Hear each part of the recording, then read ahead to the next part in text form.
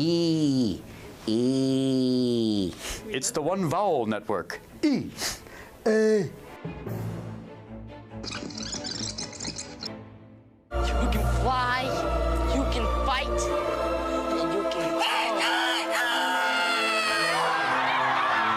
It was a frightening concept after doing Popeye to say, do you want to play another major children's hero? Can I call you back? I really think I remember the 50-foot can of spinach after the last premiere. Can we talk later? And then work through that and say, well, maybe this might be the time to take a chance. Because Stephen, Dustin, Bob Hoskins, Julia, Maggie Smith, you think, interesting group of people. And this time, you know, the effects, then we just work on the story and give it a heart and give it something underneath all of that. Because if you don't follow the story of the characters, all the effects in the world won't help. And I think that's what we had to do. Why are you in Neverland? Well, that's easy. To always be a little boy and have fun. I like this game. Ask me another one. As you know, Robin is very funny. He has a serious side and he has just a really funny side, and he's a very smart man. You can talk to him about just about any subject and he knows a lot about it. And every now and then he'd just break into his comedy act and he'd just be hilarious. And Stephen, I mean, he was very busy on the set, but he'd very often just stop and we'd talk. We had a lot in common. At the beginning of the shoot, Robin had given me a computer, which I had in my trailer, and both Robin and Stephen would sometimes drop by and play computer games. Robin, I think, is Peter Pan. I think Robin's toughest struggle with this movie was the first part of the film where he plays Peter Banning, the man with no imagination, the dad who has no sense of humor, you know, and the acting choice came when he had to play this sort of straight-laced, severe personality. I can only imagine Robin. I can't even try to imagine anybody else. And Dustin, I approached 8 years ago when I was just toying with the idea of making a conventional Peter Pan movie, just a live-action version of the J.M. Barrie play. I said, would you be interested in playing Captain Hook if I get this thing going? And he said, absolutely, because he had never played a character like that before. So now, 8 years later, we've made this picture together. I can't imagine. I hate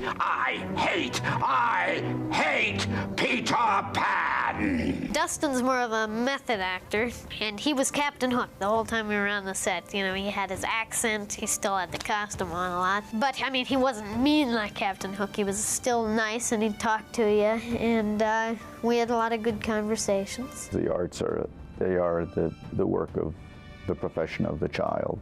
I've heard painters say when they've come over to visit, they look at the walls of our kids and they see the paintings, finger paints, or whatever the drawings or oils that we have up of what our little kids did. And they, more than one, said, why can't I do that anymore? And there's that kind of spontaneity, touching that part of yourself. Oh, remember, Peter? The world was ours. We could do everything or nothing. All I had to be was anything, because it was always us. I mean, I think that's one of the main reasons why I decided to do this film, because I do think that as much as at this point Pretty Woman has become like a children's film, there are a lot of kids who've seen that movie, I wanted to be involved in something that was geared towards children and sort of be involved in creating a situation for families to be together, you know, for parents and children. So I think it was a nice sort of change of pace in a way, but it also had a lot of different pacings to it, you know, what with all the things sort of that it took to, you know, make a 7-inch high Tinkerbell, you know, so it was definitely a different experience.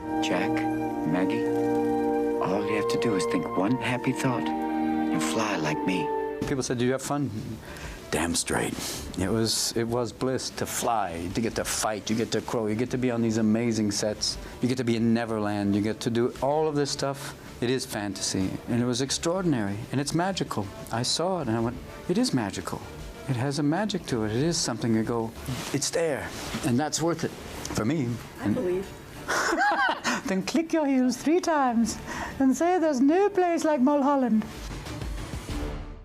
This has been fun too, like having all the celebrities come visit the set. Did that get distracting for you? No, because some of them I already knew, and I know they're just people.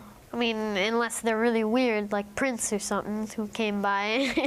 He had these big 6-inch wooden platform shoes, and he was wearing this really skin-tight, bright yellow leather suit with a collar up to here and everything. It was kind of odd.